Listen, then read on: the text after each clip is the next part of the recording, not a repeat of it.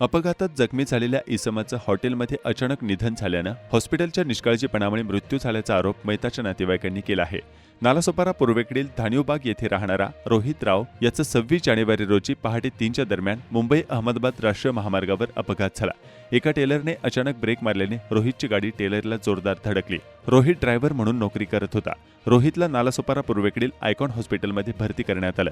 त्याची प्रकृती स्थिर होत असतानाच आज अचानक पहाटे 5 वाजता त्याचा मृत्यू झाला. डॉक्टरांनी प्रॉपर इलाज केला नाही. हॉस्पिटलने प्रोटोकॉलचं पालन केलं नाही. रात्री अचानक एक औषध दिलं.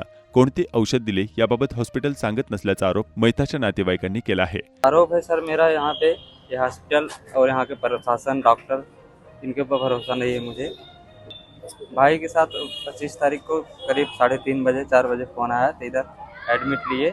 एक्सीडेंट हुआ था बोलेरो से, वो गाड़ी वाला मार के टक्कर चला गया है। अपना यहाँ के जो साहब हैं उनके पास है गाड़ी का फोटोज। फिर वापस इधर लेके आए, एडमिट किए। भाई सही था, कल तक एकदम अच्छे से बात की है। यही लोग हॉस्पिटल और डॉक्टर जो हैं ये लोग बराबर ट्रीटमेंट नहीं किए, यही लोग मारे हैं. हलगर्जीपणामुळे मेला तो. कारण काल रात्री पण तो चांगला होता आणि याचा माझा कॉल पण आलेला की मेरा भाई अच्छा है, उसको मैं निकाल लूँ क्या. मैंने बोला जाने देना, हॉस्पिटल में है, आईसीयू में है तो रख, एक दिन आराम मिलेगा. और रात से इसको फ़ोन आना चालू कि आओ फॉर्म साइन करो, हमारी जिम्मेदारी नहीं है, 1% चांस है, ½ % चांस है. फिर सुबह 5 बजे हम लोग इधर आए तो वो 15 उसके छाती में बैठ के हाथ से CPR दे रही थी और वो मर गया बेचारा. तो इसको खांसी आ रही थी, तो जैसे इनके भाई ने मेरे को बोला कि रात को उसको खांसी आ रही थी, नर्स ने उसको बोला कि इसको कफ सिरप और एक गोली ला के दो.